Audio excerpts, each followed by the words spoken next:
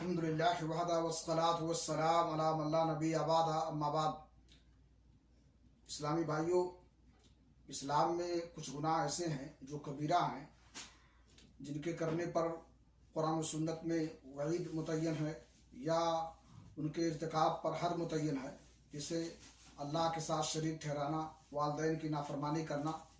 صحیح بخاری مسلم شریف کی حدیث ہے، اللہ کے نبی جناب محمد رسول اللہ صلی اللہ علیہ وسلم نے فرمایا، الا انبئکم باکبر الکبائر ثلاثا قلنا بلی یا رسول اللہ قال الاشراک باللہ وحقوق الوالدین وکان متقیا فجلس فقال الا وقول الزور وشہادۃ الزور فما زال یکررها حتی قلنا لیتہ سکت۔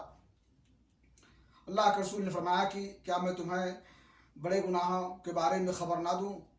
3 بار آپ نے یہ بات کہی تو ہم لوگوں نے کہا کہ ضرور بتائیے اللہ کے رسول۔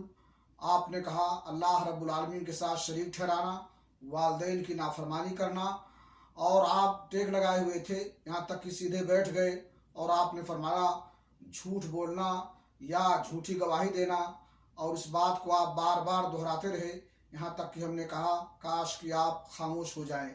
اللہ رب العالمین سے دعا ہے کہ اللہ تعالی ہمیں صغیرہ اور کبیرہ تمام گناہوں سے محفوظ رکھے، اور اگر کسی بھی گناہ کا ارتکاب ہو جائے تو اللہ تعالی ہمیں توفیق بخشے کہ ہم توبہ کر دیں، اور ہماری توبہ کو اللہ تعالی قبول فرمائے۔